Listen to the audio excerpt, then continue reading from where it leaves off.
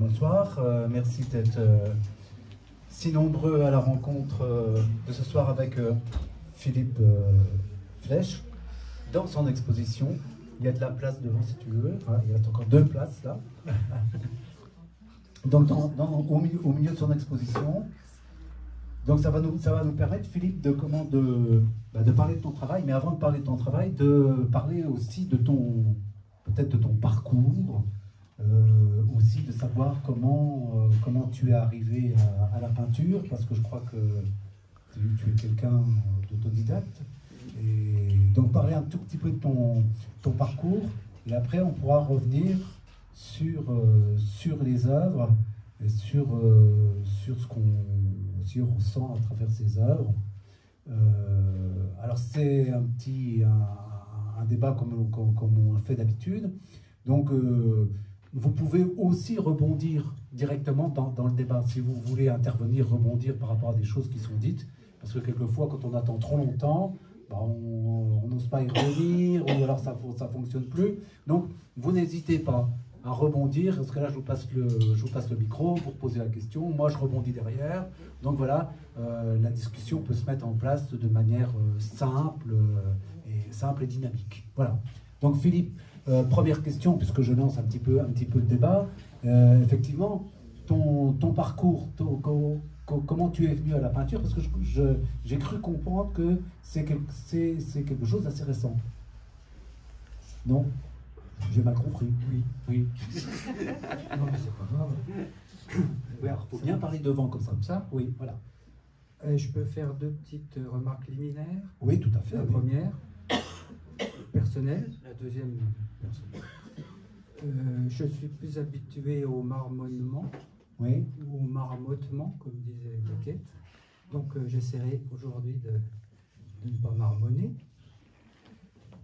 Et deuxième remarque, c'est que les artistes ont beaucoup de mal à parler de leur travail, oui, surtout lui donner une signification qui souvent n'est pas celle que donne le regardeur, donc c'est toujours un peu gênant. Et une sous-remarque, c'est le mot artiste. Oui. Moi je préférerais dire, pour moi-même,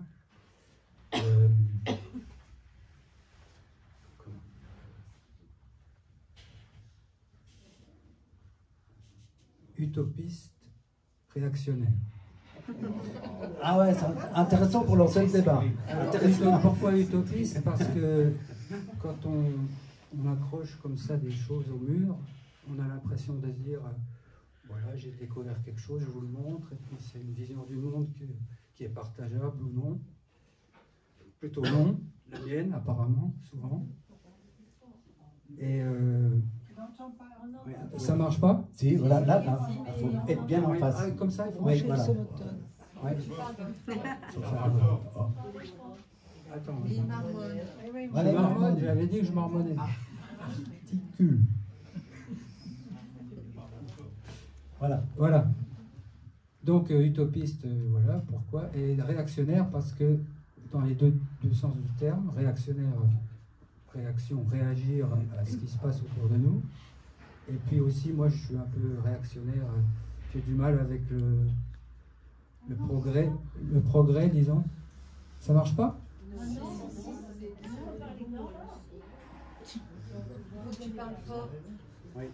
Venez devant, madame. Venez Devant, madame. Alors, il y a une place devant pour ceux qui ont du mal à entendre, hein, quand même. Voilà. Bon, alors voilà. Donc j'en ai fini avec mes remarques, on y va. Ouais. Non, mais on y reviendra certainement aux remarques. Oui. Parce que, effectivement, alors c'est sûr que la réactionnaire, il y a une connotation qui est. On peut mettre avec ce mot. Réactionnaire, j'ai dit exprès réactionnaire parce que oui, c'est ça. C'est pas terrible d'être alors on y reviendra quand on va effectivement parler de la peinture. Mais commençons un petit peu par le début. Alors oui, comment tu es venu à la peinture? Moi, c'est pas très récent, hein, parce que j'ai toujours dessiné, et puis ensuite aquarellé. Ensuite, trouvé que l'aquarelle c'était limité, donc. Limité pourquoi?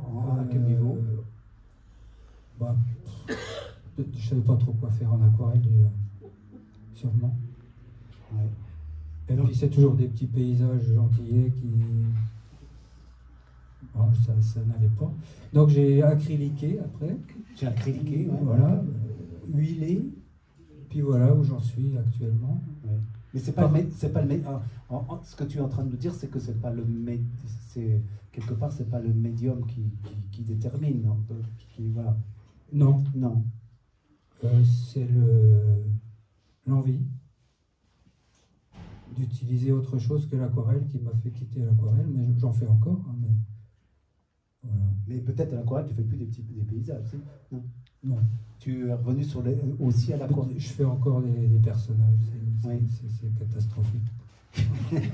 C'est catastrophique. Ah, oui, c'est une catastrophe. Oui. Alors ta formation. Alors ma formation, elle est professionnelle, c'est pas du tout. Oui. J'ai l'impression d'être il y a une dizaine de lustres sur les bancs de la faculté, de passer un oral. Ah non. Aujourd'hui. On est tous à l'oral, hein, voilà, ouais, alors vas-y. Donc c'était la faculté de pharmacie. Ouais. Ensuite, je me suis dit, j'ai fait mon métier normalement, quoi. Ouais. Et puis sur mon temps libre, je peignais.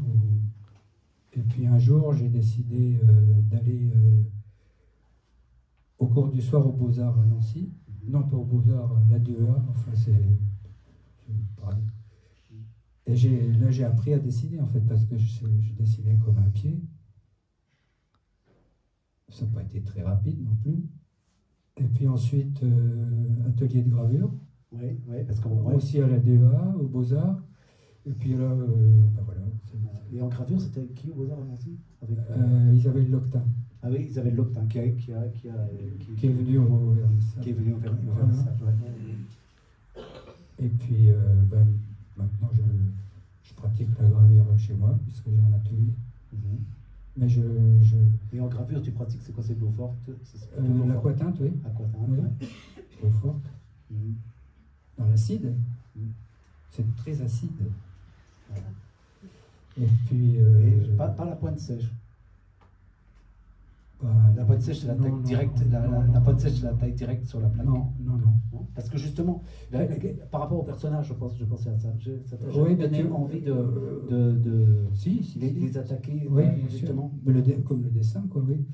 Mais l'aquatinte, ça permet de ne pas perdre le contact avec la peinture, parce que c'est le même principe. Quoi. Oui. Hein, c'est les oppositions de lumière, de couleur.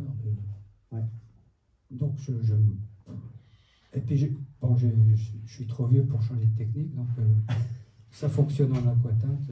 Donc, j'y vais à fond. Tu vas à fond dans l'aquatinte. Oui, et puis tu as tous les éléments pour le maîtriser chez toi. Oui, je fais des essais quand même. Je ne suis pas réactionnaire à fond. Hein. D'accord. Un peu, quoi. Bon. Alors maintenant, bon voilà, on a un peu brossé le parcours.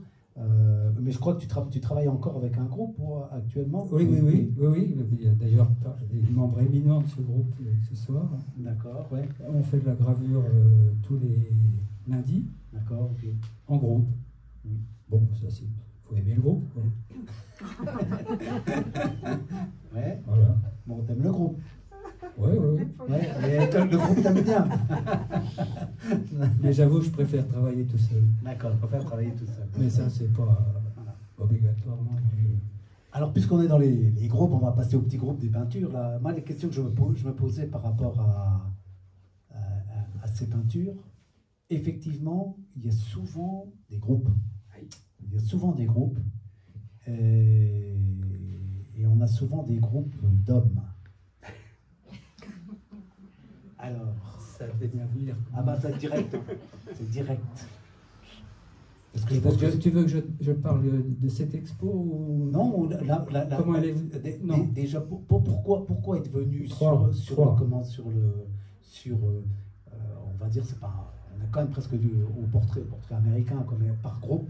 Oui, hein, oui. Et pourquoi être venu? Parce qu'après tout, du dessin, tu en as fait, tu fais de la gravure, tu pourras avoir des personnages qui sont en pied, tu pourras avoir des personnages qui sont en mouvement, alors que là, on a assez systématiquement Statique. des personnages frontaux. On a une dimension frontale dans cette peinture. C'est ça qui nous, c'est de là aussi que vient cette force, c'est cette dimension frontale. Donc on n'y échappe pas. Donc comment tu es venu à mettre en place ces groupes de manière frontale? Parce que c'est peut-être pas venu Non. tout seul. Non, non, non. Ça vient de. Enfin, toute ma peinture, ça fait drôle de dire ma peinture. Tout, Ah ouais, faut pas hésiter, faut pas hésiter. tout ce que je fais, ça a une origine dans mes lectures. Ouais. Et il y a un auteur qui a parlé justement de cette frontalité, c'est Walter Benjamin, qui parle d'une peinture de Paul Klee qui s'appelle l'Angelus Novus. Mhm. Je ne sais pas si tu vois cette peinture. C'est un ange qui est face à nous, Oui, oui, oui. qui a les ailes déployées. Oui, oui. Et à ses pieds, il y a les décombres sont amoncelés à ses pieds. Et il tourne le dos à son avenir. Et le vent qui souffle face à lui, c'est le vent, c'est le progrès. C'est pour ça que je parlais de réactionnaire.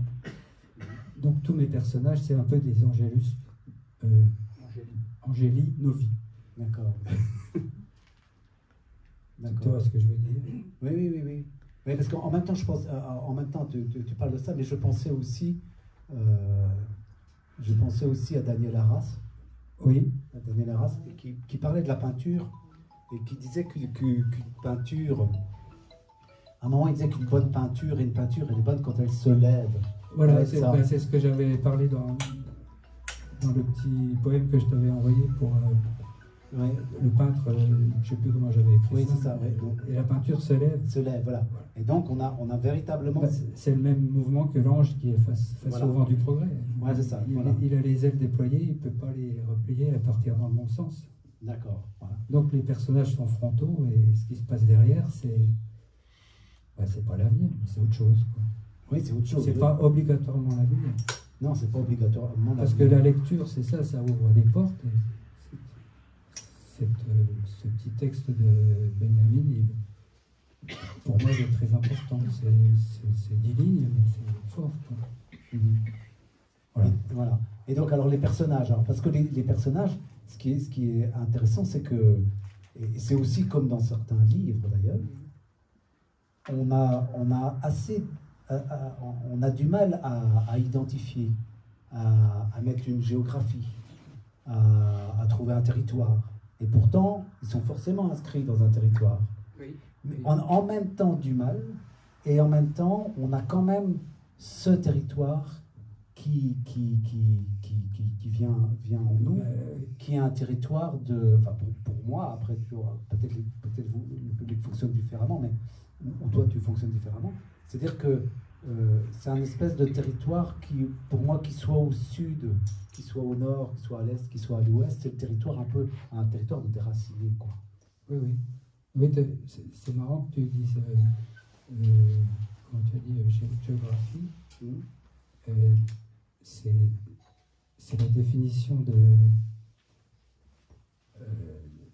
du nomade de Deleuze qui parle de peuple géographique. Oui. Alors que ceux qui ne sont pas ni migrants ni nomades, ils ont une histoire.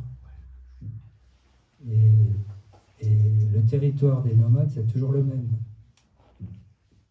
Où qu'ils soient, c'est leur territoire. Et j'ai travaillé les tentes. C'est aussi rapport à ce texte-là, tu vois. D'accord. Ouais. Et autre chose. Oui, on en parlera après. D'accord. Et les tentes, elles sont apparues Il n'y a pas longtemps. alors, oui, alors elles sont apparues il n'y a pas longtemps. Alors, dans cette expo, enfin, moi, je les lis comme étant des lieux de refuge, Oui. des lieux de repos, Oui. des lieux de refuge, des lieux de repos, des lieux qui, oui, Sans fondation. sans fondation, puisque c'est une tente, mais En fait, des lieux ouverts, quoi, effectivement. Oui, de refuge, De refuge. mais précaire. Mm. En fait, j'ai Voilà, c'est venu de ça, tu vois. C'est un truc que j'ai découpé dans le journal. C'est les tentes de l'UNHCR. Elles sont toutes les mêmes. Qui servaient aux réfugiés. Bon, c'est comme, ça m'a fait penser à des petits cirques. Parce que là, devant, il y a des enfants qui jouent. Bon. Donc, je sais pas, j'ai regardé ça longtemps. Ouais, c'est bien d'avoir. Puis D'ailleurs, les traces sont très intéressantes et ça nous renvoie aussi à. Le tableau qui... Oui, non, mais ça nous renvoie aussi. Ce qui est très intéressant, c'est que tu gardes ça longtemps et ça nous renvoie aussi à la façon de fonctionner dans ta matière même. Voilà. Ça, tu peux nous en parler un peu. Bah, écoute, voilà, j'ai amené aussi ça parce que c'est un peu ce qui m'a fait démarrer. C'est un article du Monde en 2011 qui parlait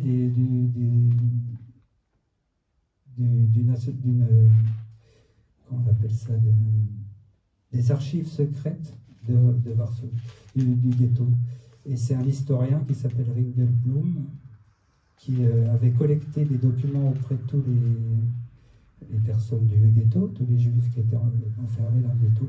Et il leur a fait écrire des journaux intimes, il a pris des photos, il a gardé les tickets tickets de cinéma, parce qu'il y a des cinémas, tout ça. Il a tout enfoui ça dans des bidons de lait qu'il a enterrés et qu'on a retrouvé. Le ghetto a été détruit en 42, 43 ou 42. Et dans les années 50, on a retrouvé ces bidons avec tous les documents. Donc ça dormait en moi, c'était mes archives. Et j'en faisais rien. Si, j'ai commencé un peu à travailler des bidons. Et puis, en 2020, je crois, enfin bref, Georges Lydie Berman a écrit ce livre qui s'appelle Épars et qui raconte son voyage à Varsovie. Il a été voir les photos qui étaient dans ces bidons. D'accord. Ouais. Et bon, tout ça, ça a fait que j'ai voulu parler des mots qu'on garde comme ça, des phrases qu'on garde sous terre et qui tout d'un coup se lèvent comme notre peinture, enfin comme une peinture, ou alors disparaissent parce qu'il y a des bidons qu'on n'a pas retrouvés. Voilà, alors donc c'est un peu, ça transparaît dans certaines toiles que des petits bâtons, enfin, qui seraient les phrases qui s'envolent parce que quand tu ouvres le bidon, oui. Et puis en fait ça répondait, c'était le bidon de lait, ça répondait aussi à la célèbre, enfin au poème de Paul Celan sur la fugue de mort où il parle du lait noir de l'aube. Et donc bidon de lait, ça, enfin voilà. Je t'explique un peu non, c'est bien. Le système, quoi. Le système et le cheminement. Ça part d'une photo qui m'a impressionné parce que ces bidons-là, ils sont quasiment intacts, enfin, ils sont sous fer. Et on les a ouverts et on a trouvé la vie de personnes qui ont disparu de façon tragique, mais que ça soit un ghetto de Varsovie ou autre chose, hein, dans le monde entier, on a le choix. Hein. C'est ça qui m'a impressionné. Et puis ensuite, la lecture de Didier Berman, que je vous conseille, parce que c'est éclairant, quoi. C'est un écrivain qui écrit beaucoup, je ne sais pas comment il fait. Il a écrit un peu, il y a 50 livres. Quoi. Et chaque livre, on apprend des choses très importantes. Voilà. Il a écrit Épars parce que les photos elles ne sont pas utilisées par les gens du musée où elles sont entreposées. Ils ne savent pas quoi en faire. Elles sont dans des cahiers comme ça collées, alors que c'est des richesses, quoi, documentaires et émotionnelles. Donc j'ai voulu un peu que ça transparaisse sans que ça soit explicite. Oui, c'est ça. Sinon, on a l'air de quoi? C'est trop important comme chose. C'est peut-être tout le travail de la peinture, d'être Oui. juste à la frontière. Oui. Parce que là, on revient cette notion de frontière, mais c'est-à-dire le travail de la peinture de véritablement suggérer. Oui. Oui, puis ça, de savoir que ça te soutient pendant le travail, quoi. Oui.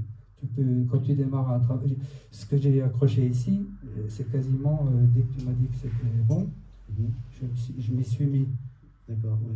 Donc c'était vraiment un élan, ça m'a donné un élan, ce truc-là, et voilà. Et pour les personnages, est-ce que les personnages viennent tout seuls ou est-ce que tu te bases aussi sur des photographies J'ai un peu de photographie, photographie. j'ai du dessin beaucoup, parce Oui. que je dessine régulièrement. Ouais. Et quand tu dessines, directement en croquis, modèle vivant ou à partir de photos? Non, Modèle photo, Modèle photo, ouais, c'est ça. ou modèle perso. Ouais. Alors c'est pour ça qu'il y a des personnages qui seraient plus du sud et d'autres Ouais. qui seraient plus identifiables étant habitant l'Est. Ouais. Ouais, ouais. Bah, c'est sûr, on me dit, enfin, dans plusieurs regardeurs, comme on dit, ils ont trouvé que c'était des Espagnols, d'autres c'était des Romains, ou des personnes de la guerre. Oui, c'est ça. Oui. C'est des nomades en fait. Oui, c'est des nomades. Oui, bah oui. Oui. Donc, des nomades, oui. Et vas-y. Excusez-moi de poser une question parce qu'au début, je n'ai pas entendu. Qu'est-ce qui a été consigné dans ces bidons de lait? Je n'ai pas entendu au début. Toute l'histoire du ghetto. Ringelblum, c'était un historien et Oui. il avait des équipes qui décrivaient en l'écrivant ce qui se passait pour que. Ils savaient très bien que ça allait mal finir, qu'il reste une trace de ce qu'ils ont vécu. Donc il y avait aussi bien des paquets de bonbons, on trouvait tout, des cartes qu'ils recevaient de leur famille, des témoignages des déportés, puisqu'il y en a qui laissaient tomber des lettres. C'est assez magique, enfin c'est le mot est mal choisi, mais qu'on arrive dans ces circonstances à trouver des documents. Les gens achetaient par le petit truc du wagon une lettre et elle arrivait chez lui. D'accord. Ouais.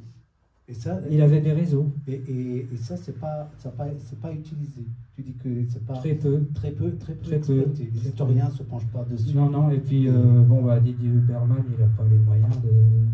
D'accord. Il voudrait bien l'exploiter. Bon. Ouais. Enfin, il n'y a pas que ça dans l'expo. Il ne faut pas non plus. Mais ça m'impressionne le fait que des documents tragiques comme ça soient préservés par une personne qui y croit, quoi. Et que ça traverse le temps. Oui, ça traverse. Oui. Alors, je ne sais pas, nous, avec tout ce qu'on a comme moyen, alors il y aurait peut-être eu des Facebook ghetto. Ça aurait été tragique aussi, ça, quoi. Parce que quand on voit en temps de paix, ce qu'on voit là-dessus, oui. Bref, ça c'est encore réactionnaire. C'est mon côté réactionnaire. Alors, alors justement, sur cette histoire de mémoire, parce qu'on est quand même sur une histoire de mémoire, au niveau de la matière, on a vu sur les petits, on voit plus sur les petits que sur les toits. Donc il y a du papier, il y a tout un travail de collage, il y a tout un travail de préparation là. Donc là ça participe aussi de l'œuvre. Alors là, il y a deux choses. J'aime bien utiliser des papiers qui ont une histoire. Et en plus, mon papier collé, ça fait penser à Georges Perros. Je sais pas si c'est un écrivain que j'aime bien. Donc j'ai collé des papiers un peu en hommage à Georges Perros. Mais là, j'ai utilisé un très vieux papier je t'avais dit, de Don Calmet. Oui, enfin, 17e siècle, quoi, que j'ai chez moi. Alors, c'est pas un sacrilège? Si, un peu. Mais j'ai demandé la permission. Ah, t'as demandé la permission, c'est bien ça. Voilà. Donc, tous ces 8 petits formats sont dessinés sont peints sur l'histoire de la Lorraine de Don Calmet. Je sais pas. Quelle édition? Je peux pas. J'ai plus la page de garde, je sais pas. Bon, oui. Ça choque un peu? Non. Non. Moi, je m'en fiche. Mais c'est un beau papier en plus, c'est du Ah, bah, papier voilà. chiffon. Hein. Ouais. C'est à l'époque, on faisait du papier, c'est les chiffonniers qui fournissaient les chiffons pour faire le papier. Ça aussi, c'est intéressant. Il faut quand même que tu expliques comment tu l'as eu ce papier d'époque de Docalné. C'est quand même que tu expliques un peu l'histoire. Alors là, non, il était. J'ai déménagé une tante qui avait ça dans son grenier. Et puis, il est très abîmé. J'ai demandé à un bouquiniste qui m'est proche si ça avait une forte valeur. Il m'a dit non, tu peux y aller. Donc c'est lui qui m'a autorisé. Si je vais en enfer, c'est de sa faute. Et là, tu lises, est-ce que tu te préoccupes de ce qui est écrit ou alors tu Non, lises que non, non. le graphisme? Je regarde. Ouais. J'avais le format, donc je m'arrangeais pour qu'il y ait de l'écriture sur tout le format. D'accord. Oui. Mais non, j'ai pas. S'il y a des trucs intéressants, c'est toutes les communes de Lorraine. Hein. C'est comme Ouais, c'est un territoire déjà. Voilà, ça aussi. Oui. Puis c'est une histoire. Ouais, Ça m'intéresse, ça. C'est le même principe que Éparse, quoi. C'est moins tragique. Alors l'histoire, puisque tu parles d'une histoire, l'histoire entre les personnages, justement. Alors là, tous ces personnages, parce que quand même, quand on est dans cette exposition, le spectateur, forcément, je ne sais pas si vous avez remarqué, il est positionné. C'est-à-dire qu'on ne peut pas regarder cette expo ou une toile dans cette expo sans être positionné. Tu nous positionnes, c'est-à-dire que si je regarde un personnage, je regarde le personnage en face, mince, à côté de lui, il y a un personnage qui regarde de côté. Donc moi, je regarde de côté pour voir aussi ce qui se passe. Et puis encore de l'autre côté. Donc je suis complètement cerné. Donc c'est une façon d'inclure le regardeur, le spectateur, dans le tableau. Oui. C'est volontaire. C'est obligatoire. Hein. C'est obligatoire. Ouais. Puisque, je ne sais plus qui disait ça, le tableau, c'est la relation de troll, c'est l'objet qu'il est. Oui. Le regardeur, enfin en deuxième, celui qui l'a fait, Oui. moi, et le troisième, c'est le regardeur. Ouais. Mais tu ne laisses pas beaucoup d'échappatoire. Au regardeur? Oui. Bah, il peut tourner la tête, regarder ailleurs. Il peut regarder dans la rue, s'il passe quelqu'un. Oui. J'oblige pas. Hein. Oui, non, d'accord. Oui, effectivement. Il y a toujours. Non, mais je peux fermer les yeux. Mais en fait, pour revenir au regard, une peinture, c'est muet. La seule chose qui parle dans une peinture, c'est le regard, pour moi. Pas forcément, parce que quand je vois les mains. Les mains aussi. Ah oui, les mains, bon, c'est peut-être pas aussi puissant que le regard, mais quand on voit les mains du tableau là-bas, parce que tu as quand même des mains qui sont assez expressionnistes, elles apportent aussi quelque chose, elles apportent au moins autant que le regard. Mais les mains, c'est aussi un peu. Bon, il y a des toiles de Dürer, Jésus, les docteurs, là, il y a un ballet des 4 mains, là, c'est magnifique. C'est magnifique. Bon, il y a plein de mains. Il y a plein de mains. Egon Schiele, on était Lasserre. avec mon groupe de peinture, on était à Colmar, les mains du Christ, du Rétable. Oui, de Rétable. Quelque chose. Quoi. Et puis, de Saint-Jean-Baptiste. Il y a la main amie de Rimbaud. Oui. Qui... Donc c'est un langage, il se passe plein de choses. Oui, j'aime bien les mains. Je fais comment on dit, des mains et des pieds? Non, des pieds et des mains. Des pieds et des mains. Mais là, il n'y a pas de pieds. Alors, quand même, j'insiste lourdement dans tes personnages, ils sont quand même tous masculins, effectivement. Et pas tous. Ah non. Ah là, juste là derrière, oui. Une sur deux. Vous m'avez dit 4 tout à l'heure. 3. 3. Il y en a 4. Voilà. 4. Il y en avait une. On est loin de la parité, quoi. Oui. C'est un peu normal. Mais je suis réactionnaire. Je vous ai prévenu. Non, les mains, c'est très important. Ah non, parlez d'autre chose.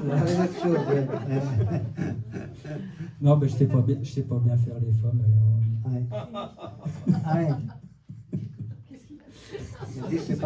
Bon, il n'y a pas d'enfants non plus, puisque tu nous parlais d'enfants devant la tente. Non. Effectivement. Non, dans cette expo, il n'y a pas d'enfants. Ouais. D'ailleurs, il n'y en a pas souvent. Mais bon, je parle de l'homme. Non, c'est pas parce que j'aime pas les femmes, mais ça vient comme ça. Voilà. Ça a toujours été, on m'a toujours reproché. Donc, jusqu'à ma mort, je ferai 4% de femmes. C'est pas un reproche. Non, mais je trouve que c'est approprié dans le sens où, quand on parle de migrants, c'est souvent des hommes. Hein. Et quand on parle des internés, on sépare les hommes et les femmes. Oui, non, ça c'est vrai. Mais sur les migrants, je ne suis pas foncièrement, d'accord. En général, ce sont les migrants, les jeunes qui migrent. Oui. Et les femmes et les enfants restent en Ukraine, c'est encore un autre problème. Oui, voilà. Oui, c'est vrai. Non, ben, il y a l'absence de femmes, c'est certain. J'en conviens. Mais alors, il y avait quelque chose d'autre aussi que je trouvais intéressant, c'était ton rapport aussi à la nature, parce que justement, quand on est sur les migrations, il y a comme un rapport aussi au territoire, de par l'installation de camps, de tentes et tout ça. Et donc là, effectivement, on a des choses quand même comme effectivement qu'on retrouve. Effectivement, les arbres sont dépouillés, on a des espèces de, on ne sait pas, c'est des terrils, des choses comme ça. Quand la maison, elle est là, elle est pas forcément. Quand je la vois là-bas, dans une lumière presque à la hauteur, c'est pas une maison accueillante, c'est voilà. Non, pas vraiment accueillante. Oui. En fait, les paysages, ils sont là pour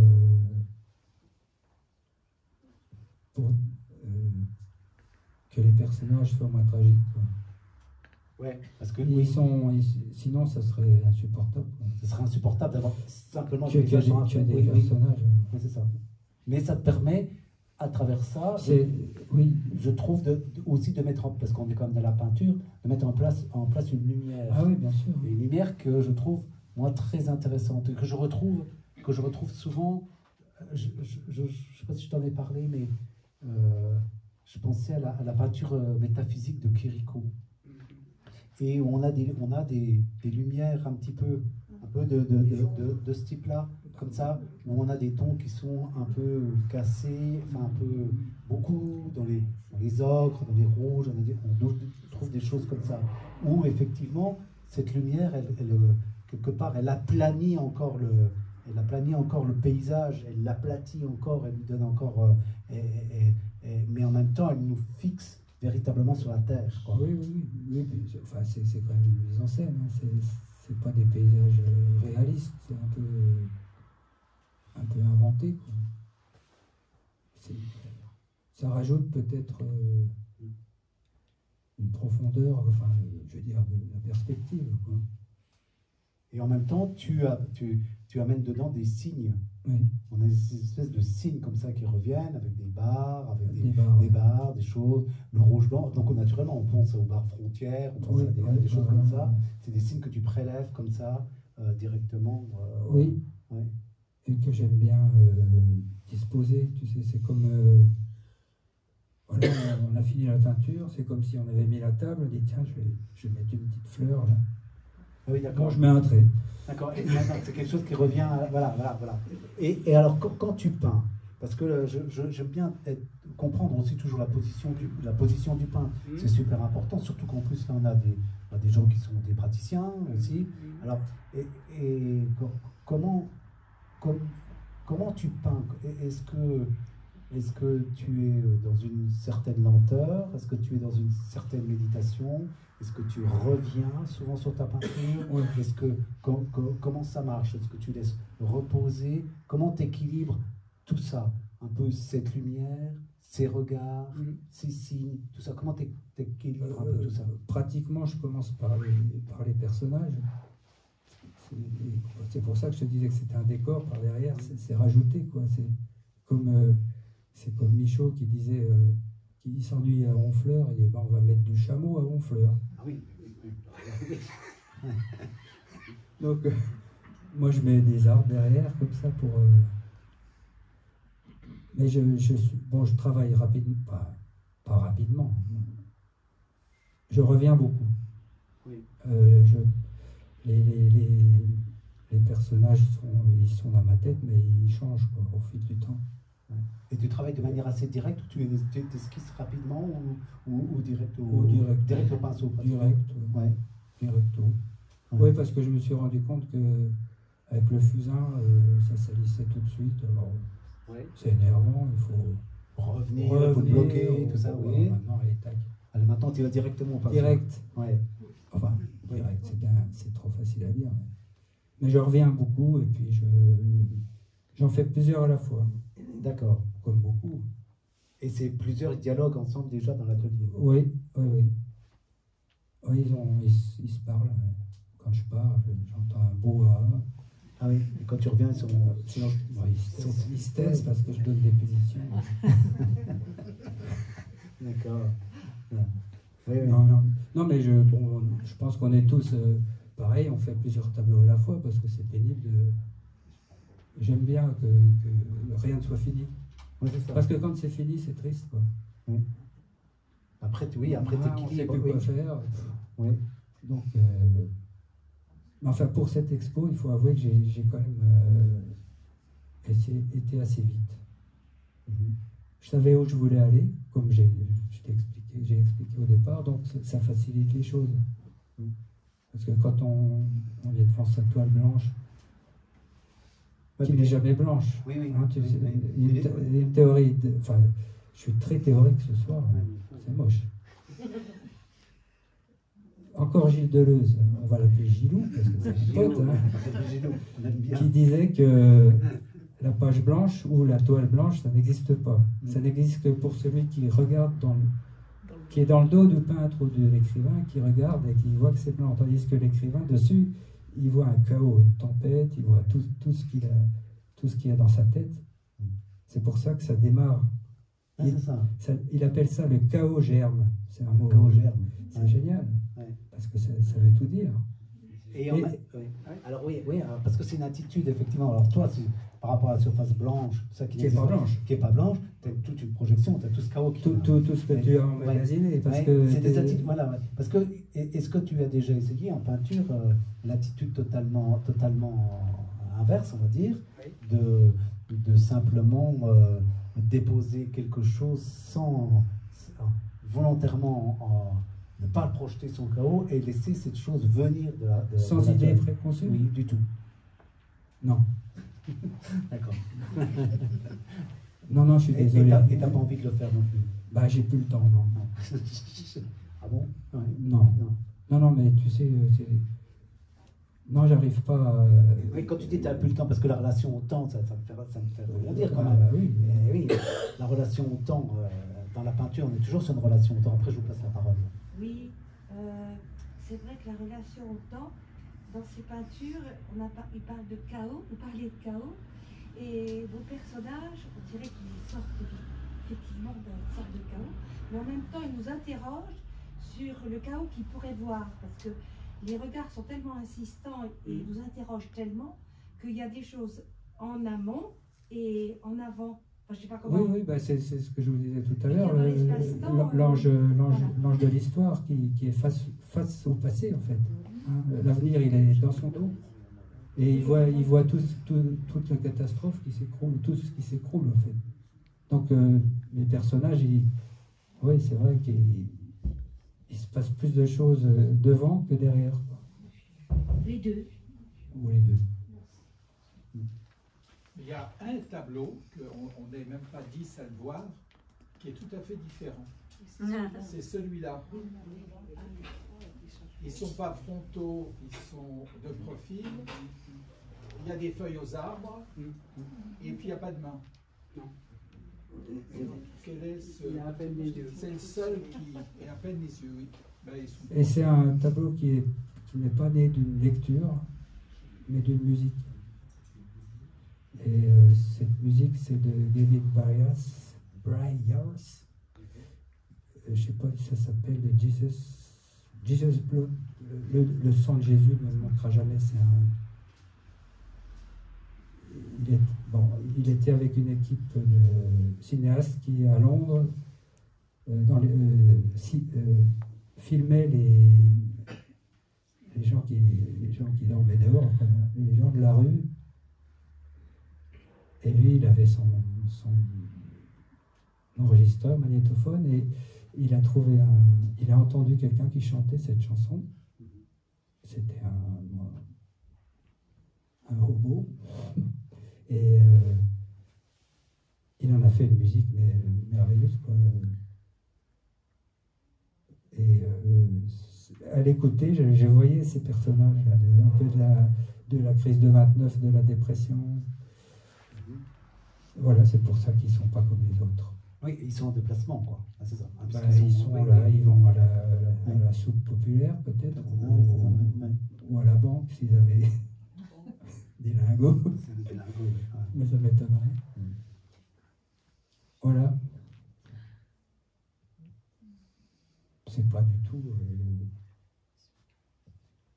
pour moi, il faut qu'il y ait quelque chose au départ. C'est pour ça, quand tu dis de mettre un geste au hasard, je pourrais pas. Oui, il faut... Quand tu dis quelque chose, c'est une histoire, comme déjà. Voilà, oui, alors la narration, c'est quand même pénible dans la peinture. Oui. C'est Bacon qui disait, dès que ça raconte quelque chose, on s'ennuie. Ouais. Et pourtant... Alors que lui, il en raconte. Hein. Pourtant, il en raconte. Mais ça, le paradoxe, c'est la peinture. Hein. Oui. Hein, c'est la peinture. Quand tu démarres quelque chose, tu n'arrives jamais où tu veux aller. Non, justement. Bien malgré l'idée préconçue, j'arrive pas toujours où je veux aller. Oui. Alors que même jamais. Oui, alors que ton cadre, tu fixes déjà oui, un cadre assez précis. Bon, les tentes, ça arrive là, c'est pas de problème. Mais le reste, c'est fluctuant. Chaque tente est différente. Chaque tente amène une approche différente. Et même dans certaines tentes, tu remets du texte dedans. Tu remets un certain nombre de mots quand on regarde, pas forcément des mots français. Donc, non, un peu de...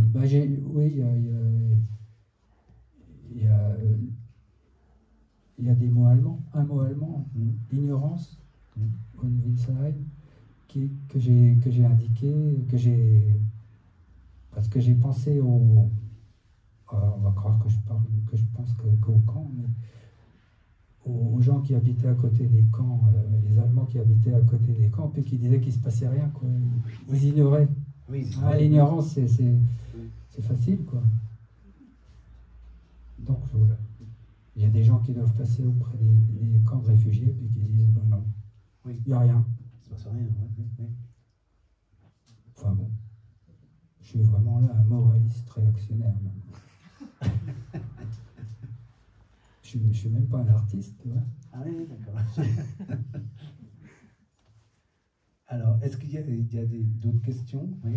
Est-ce que cette série de peintures, elle a été mise en place, créée pour l'expo, ou c'est un travail qui date? Non, pour l'expo. D'accord. Et qu'est-ce que vous faisiez à part celui-là, voilà. Et donc votre travail précédent, il est très différent ou... Travail précédent, c'est pareil. Donc c'est pour l'expo, mais c'est pareil qu'avant. Non, mais là, je me suis quand même appliqué. Fais attention. Bon, moi, j'avais vu le précédent, c'est comme ça que je l'ai invité à la petite galerie. Bon, j'ai dit, c'est intéressant, je vais l'inviter. Bon, c'était déjà un peu appliqué quand même. Ah oui, c'est vrai, oui, j'ai oublié. C'était pas pareil, mais ça ressemblait, quoi. En plus petit. Oui, c'est ça. C'était des plus petits formats, oui. Ouais. Et la dimension, alors justement la dimension, le fait de passer, parce que là tu as quand même travaillé, il y avait effectivement un enjeu assez rapide pour faire cette expo, et tu as changé de dimension. Oui. Le changement de dimension, est-ce que il apporte autre chose? Oui. Ah oui, oui, évidemment. Travailler sur, enfin c'est pas trop grand, il y a des peintres qui travaillent beaucoup plus grand, mais travailler sur 1 mètre sur 1 mètre, quand moi d'habitude c'est 1 centimètre sur 12. Non, c'est plus pareil. Et il change ton positionnement aussi. Ah bah bien sûr, le geste, sur 20 cm, tu travailles assis, je suppose, sur la table, alors que là, tu as un positionnement de peintre qui est plus frontal aussi. Et intéressant. Ouais. Parce que ça te fait sortir de ton, comment on dit, de ta zone de confort. La zone de confort, effectivement. Entre guillemets. Entre guillemets, ouais, c'est ça. Voilà. Mais en fait, tu m'avais donné le plan de la galerie et dès que j'ai eu le plan, Oui, tu visionnes. j'ai imaginé ce que je pouvais. Il me fallait tant de grands formats. D'ailleurs, quand tu es venu ici, tu avais le plan, effectivement, il y a des. Oui. Oui, et ça, c'est comme les attitudes des écrivains. Donc. Et alors, il y a plein d'attitudes différentes. Et toi, effectivement, tu es arrivé, j'ai regardé le plan, c'était super bien dessiné, et tu n'as pas trop dérogé au plan. Non. L'accrochage s'est fait par rapport à ce que tu avais imaginé. On a changé 2 grands formats parce que ça collait pas. Ça collait pas tout à fait, tout. mais c'est tout. Mais autrement, le positionnement, c'était déjà assez clair. Donc la projection, ce que je trouve intéressant, c'est que toi, tu te projettes vraiment sur la surface, et quand tu te projettes dans l'expo, ça continue, cette projection-là continue pour construire l'expo. Et ça a permis de travailler sur des grands formats, de quitter plus facilement, puisque c'était obligatoire. J'avais prévu, c'est comme une... Tu pouvais aussi travailler sur des tout petits formats dans cette galerie, c'est parce qu'elle est grande, un peu grande, on pouvait aussi décider d'être totalement... Oui, mais j'ai voulu c'est pas une énorme prise de risque, mais j'ai un petit peu changé, quoi. Ouais. Mais en fait, c'est intéressant d'avoir un lieu, c'est comme une feuille de papier, quoi. Oui, c'est un lieu qui se déroule, quoi. Tu écris ton histoire, voilà, avec des virgules, des points-virgules. Et depuis que tu as donc installé cette expo, parce que là, ça fait déjà quelques semaines, donc tu peins toujours. Non, parce que quelquefois, on a des trous. Jusqu'à avant-hier, je ne peignais plus. Ah. Et puis, j'ai reçu un coup de téléphone comme quoi il fallait que je ramène une toile. Donc, j'avais plus de toile. D'accord. Donc, ça t'a obligé de... Donc, j'ai pris une toile qui était un peu commencée pour la finir. Non, mais je pense qu'il faut faire des pauses. Et puis, quand ça vient pas, ça vient pas. Hein. Non, parce que ce que je voulais, comme tu projettes, est-ce que tu sens que j'allais un peu plus loin sur la question, est-ce que tu sens sur cette série-là que c'est encore une série que tu vas explorer, tu peux encore aller beaucoup plus loin. Oui, j'aimerais. Et t'aimerais encore aller plus loin sur cette série-là. Est-ce que quelque part, tu vois aussi déjà des pistes pour aller plus loin sur cette série-là? Est-ce que tu as déjà, comme tu es dans la projection, est-ce que tu as déjà ce genre de choses d'approche? Dès qu'on accroche... qu'on croit que c'est fini, c'est pas fini, quoi. Donc je me dis, là, je vois ça, je dis, mais non, c'est pas ça qu'il fallait faire. Il faudrait arranger ça, quoi. Parce qu'arranger ça, c'est aller au plus proche.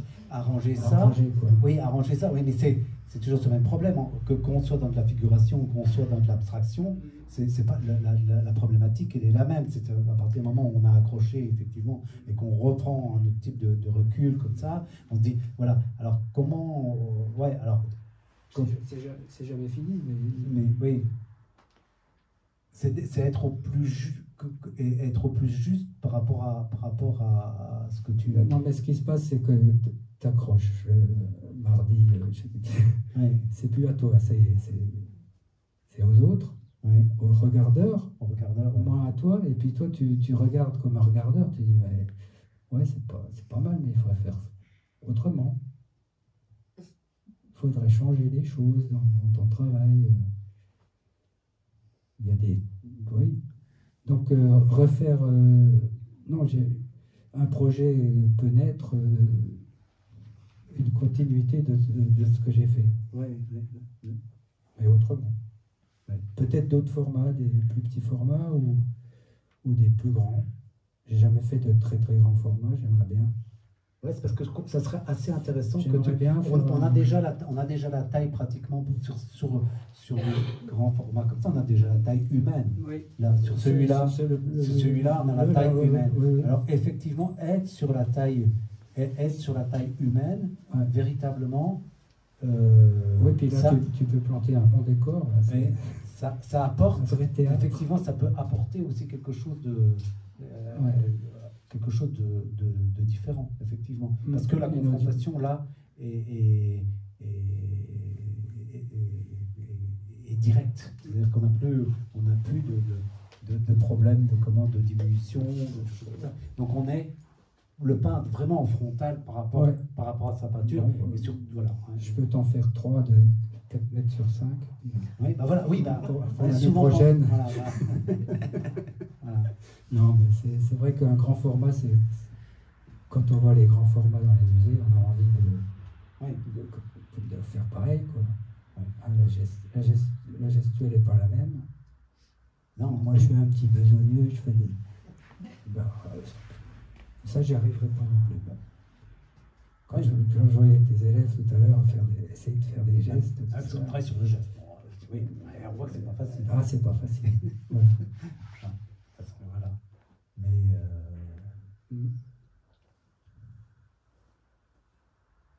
Et ton rapport avec. Parce qu'on n'a pas posé la question, alors je ne vais pas la poser non plus systématiquement. Ton rapport avec l'art et l'histoire de l'art. Parce qu'on parlait effectivement, je te parlais des Lumières de Hooper, je te parlais de Chirico, je te parlais des sécessionnistes avec Schiele, avec Kokoschka, avec des gens comme ça, de voir un petit peu comment l'histoire de l'art, comment l'histoire de l'art te nourrit aussi. Forcément. Essentiellement. Bien sûr, mais quelles sont les périodes? Est-ce que ça peut être paradoxal? Par exemple, moi, je fais de la peinture abstraite et je suis particulièrement nourri par le Caravage. Oui, bien sûr. Oui. Non, moi, j'ai des... On dit qu'il n'y a pas de progrès en art. C'est un truc qui se dit souvent, ça. C'est idiot, d'ailleurs. Et je débute à Chauvet, quoi. D'accord. Hein, Chauvet, ensuite, je vais passer à Fra Angelico, ensuite...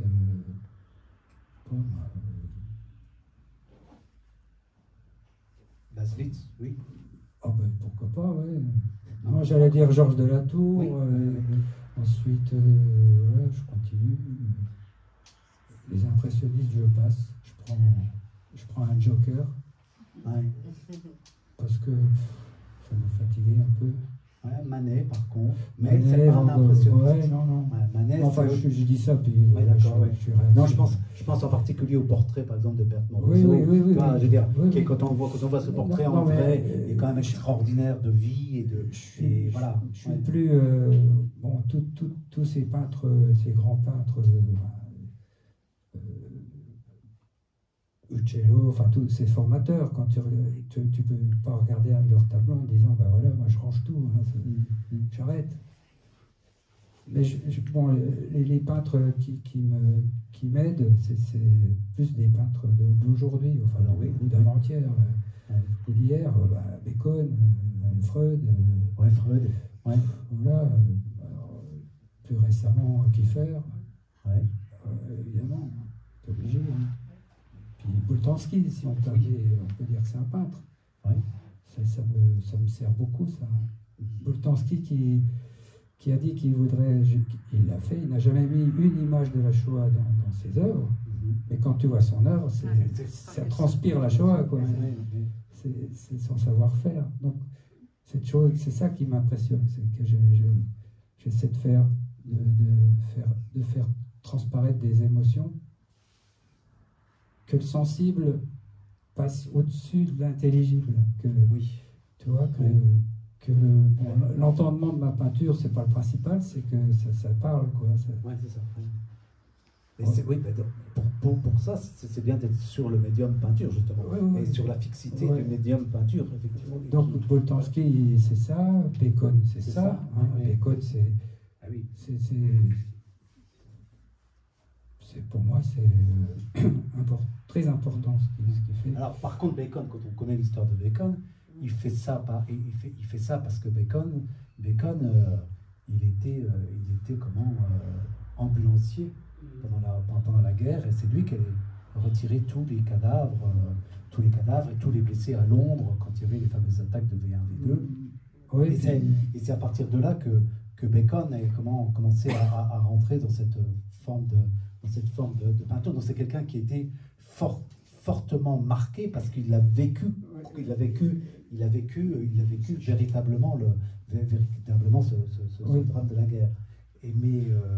C'est un grand peintre parce que je reviens à notre Gilou tout à l'heure, qui a fait un livre sur Bacon, un très beau livre, Logique de la sensation, et qui dit que Bacon rend visible, rend des forces visibles qui sont invisibles. Oui, oui. Et quand tu parles des blessures, des chairs qui dégoûtent, il arrive à peindre l'aplatissement. Tous ces personnages qui sont sur des lits, oui, oui. C'est une force, l'aplatissement. En fait, c'est une force, oui. Donc il la rend visible. Oui, oui. De même, ces crucifixions, qu'est-ce que c'est que la crucifixion? Ben, c'est un quartier de viande pour lui. Bien sûr. Et la viande qui dégouline le long des os. Et c'est ce qui arrive pour une crucifixion. Oui, malheureusement. Oui. Voilà, je voulais rajouter autre chose, mais je ne sais plus quoi. Bref. Donc Bacon, oui, les forces rendent les... Ah oui, je voulais dire aussi que il dit qu'il préfère peindre le cri que l'horrible. Oui. Et ça, oui, c'est voilà. très bien. Ça veut dire, c'est un peu ce que j'essaie de faire. Comme tu disais que les personnages, ils nous surveillent quasiment. Mais on ne sait pas pourquoi. Non. Moi, je sais, mais c'est ouvert. Oui, c'est ouvert. Ouais, c'est ça. Mon idée, elle est... Oui, je te disais, j'ai une idée... Oui, c'est ouvert à notre lecture du monde aussi, quoi. C'est à vous, quoi. Oui. Non, mais c'est bien, oui. C'est pour ça qu'on accroche les peintures au mur, c'est pas pour autre chose. C'est pour se confronter au regard de l'autre. Et puis, si on se plante, eh ben, on se plante. Hein. Si ça parle pas, ça parle pas. Mais bon, quand tu regardes une toile de Bacon, c'est ce qui se passe. T'es tout de suite tu peux pas choqué. T'es choqué, il se passe quelque chose. Face à un Bacon, tu peux pas passer. Tu es forcé de t'arrêter. Ouais. Tu es choqué, t'adhères pas, mais tu es forcé d'avoir ce regard. Il faut que la peinture se lève. Et que toi, tu sois prêt à l'accueillir. À l'accepter. Voilà. Oui. Donc j'aime bien Bacon, enfin j'aime bien ça. Kiefer, bon, c'est aussi un peintre qui me marque parce que il a une façon de faire contrition de son peuple qui est quand même extraordinaire, quoi qu'on dise, parce qu'en ce moment il a l'air d'être moins en vogue. Hein. Il est plus critiqué. Bon, enfin. Et ce que j'aime chez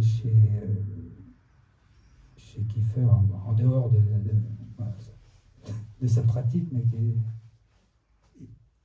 on peut pas lutter, hein. Mais c'est le fait ses perspectives, ses rails, ses champs, tout ça, ça mène au même point, hein, au même point de l'horrible, quoi. Ouais, sauf un autre ensemble de toiles que moi j'adore et qui me font aller ailleurs, bah, c'est toutes ces toiles sur ces gisants. Oui. Parce que ces gisants, c'est lui-même. Oui. C'est lui-même. Donc là, il a passé les limites de l'horrible pour aller dans l'espace, quoi. Voilà. Et ce que j'aime aussi, c'est qu'il est très dépendant de la poésie, quoi. Comme j'essaie de l'expliquer. Pour moi, les poètes me servent beaucoup. Puis il est vrai que beaucoup de couples de peintres-poètes, ça existe. Hein. Charles de la Tour, il y en a beaucoup. Et lui, c'est Paul Celan qui le motive. Et quand on voit sa peinture, si on lit le poème. On dit, c'est quelqu'un qui, je sais plus qui disait, la peinture c'est une poésie muette et la poésie c'est une peinture parlante. Oui, voilà. Ça marche bien. Ça marche. Ouais, voilà. Ça marche toujours les chiasmes. Ouais, puis sur l'histoire, on va peut-être s'arrêter là, sur l'histoire de la peinture qui se lève. Ça m'a bien aussi, ça marche bien aussi. Voilà. Alors peut-être qu'il y a d'autres questions encore. Oui, alors encore un tableau atypique pour le regard et la coiffe, c'est ce tableau avec ces arbres décharnés il y a un personnage qui a un turban blanc et il n'y en a aucun qui nous regarde. Ils sont tous un peu les yeux dans tous les sens. Mais dans tes tableaux, normalement, il y en a toujours un qui nous regarde plus ou moins, mais pas celui-là. Non, je sais pas. Il n'y a pas de raison. C'est venu comme ça. Je voulais qu'il y en ait un qui ne regarde pas, il a fermé les yeux, puis les autres, bah, voilà. Ils sont passifs. Non, c'est pas un turban, normalement c'est une casquette. Ah, c'est une visière. Oui, c'est la visière. Ah, comme quoi on peut interpréter. Bah, tu vois, c'est ça. C'est ça.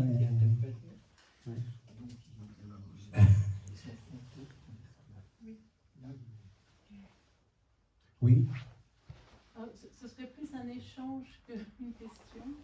Parce que je me souviens d'Emmanuel qui, le soir du vernissage, a comparé, enfin, comparer, c'est pas le bon mot, mais en tout cas il y a quelque chose en résonance avec le travail de Gérard Garouste.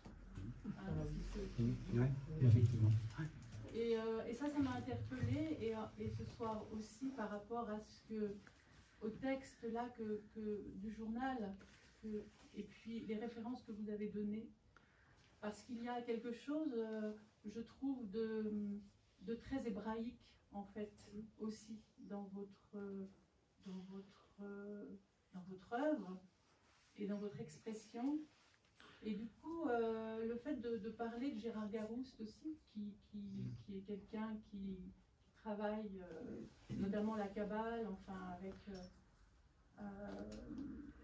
et en fait, je regardais parfois, je venais ici un peu toute seule, et puis je regardais les tentes, et je me disais, en fait, c'est quand même extraordinaire, parce que dans les tentes, quand on s'intéresse un peu aux textes fondateurs de l'humanité, on va dire ça comme ça, aux textes qui peuvent nous inspirer aussi, qui sont... les tentes, ce sont aussi des lieux de la parole, des lieux où il se passe des choses importantes qui sont dites, en fait. Et que dans ce travail-là, c'est comme si il y avait aussi une double face, quelque chose de l'ordre du silence qu'on ne peut pas expliquer, mais que l'on ressent, et quelque chose de la parole qui peut être dite, ou parfois non dite aussi, mais en tout cas, il y a du mouvement. Et moi, je suis très étonnée parce que les personnages sont comme ça statiques, d'emblée, hein, et frontal et statique, et en même temps, ce sont des nomades. Voilà, et c'est pareil, dans les tentes, on pourrait voir une grande solitude ou une grande détresse, et en même temps, les tentes, ce sont aussi des lieux où on peut se réchauffer, où il se passe des choses importantes, enfin, voilà, il y a des histoires comme ça qui me... Donc ça m'a... Enfin, je voulais vous le dire parce que ça m'a... Oui. C'est bien, vous avez raison. Je trouvais ça très beau. C'est ce que je voulais faire. Essayer de faire. Souvent dans les tentes, les tragédies grecques, c'était dans les tentes que ça se passait. Enfin, j'ai lu ça quelque part. Ça doit être vrai, moi, personne ne peut témoigner. Hein. Il n'y avait pas de bidon, là. Mais c'est ce qui est important, les bidons, tu vois. Ça permet de se faire soi-même une histoire, quoi. J'aimerais bien voir ces documents. Il faut aller à Varsovie. Je ne suis pas très voyageur, je ne suis pas migrant. D'accord. Voilà. Bon. S'il n'y a plus de questions, en tout cas, c'est bon, non, il n'y a plus de questions. En tout cas, merci Philippe pour cette expo qui, en tout cas, nous interroge, va continuer à nous interroger, je pense, jusqu'au bout, et voilà, et qui a été travaillé aussi, vous verrez, si vous repassez par la salle de travail, Stéphane, Philippe a monté l'expo, et qui a le cours des enfants. Les enfants sont venus voir l'expo et ont refait des petits travaux juste comme ça sur le bord. Allez les voir. C'est assez intéressant de voir comment ils perçoivent l'expo et comment ils perçoivent aussi les regards et les personnages. Et de manière synthétique. Assez synthétique, assez directe comme ça. Et voilà. En tout cas, merci pour cette belle expo. Et puis, je pense qu'on te suivra, on va continuer à te suivre après dans tes travaux et dans tes recherches. Voilà, merci. Merci.